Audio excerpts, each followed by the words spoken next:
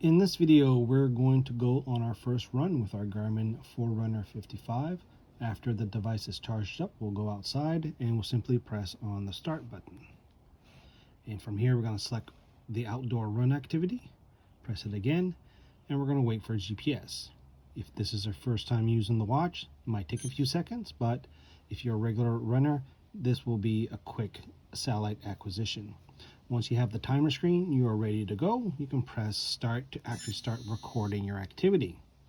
From here, we see the default data fields available: distance, timer, and pace. You can use the up or down button to go through the different data screens, such as a second data field page, heart rate,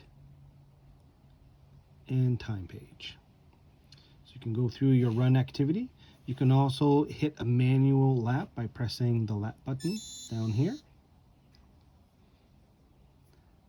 And once you are done your run, you can hit stop.